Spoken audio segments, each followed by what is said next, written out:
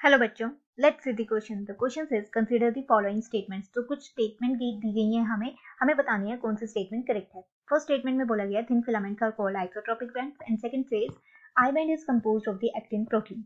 तो अगर हम सबसे पहले यहाँ बात करें बैंड्स के बारे में, तो जो मसल फाइबर्स होंगी, जो मायोफिब्रिल्स होंगी, वो कंटेन करेगी दो तरह के बैंड्स, ए बैंड, जो फर्स्ट होगी A band and the second one is the I band.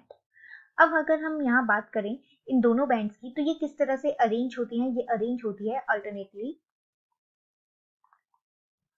Arranged into the myofibril.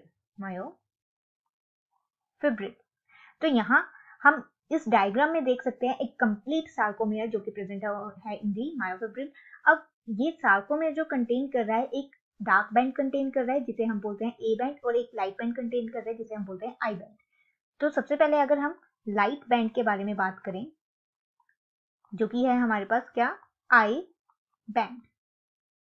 And ये जो आई बैंड है इसे हम आइसोट्रोपिक बैंड भी बोलते हैं, आइसोट्रोपिक बैंड कहते हैं।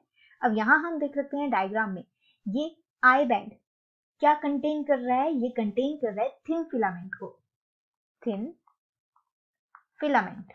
और थिन फिलामेंट क्या है हमारे पास? थिन फिलामेंट कहलाता है एक्टिन। तो हमारे पास फर्स्ट स्टेटमेंट में बोला गया है thin filaments are called as the isotropic band. तो ये स्टेटमेंट हमारी करेक्ट हो गई। बात करते हैं दूसरी स्टेटमेंट के बारे में जो कि बोली गई है आई band is composed of the actin protein. तो ये भी हमारे पास करेक्ट है कि आई बैंड में क्या है, एक्टिन प्रोटीन प्रेजेंट होती है जो कि है थिन फिलामेंट। उसी तरह डार्क बैंड, तो ये जो डार्क बैंड है ये क्या है, ए बैंड है हमारा।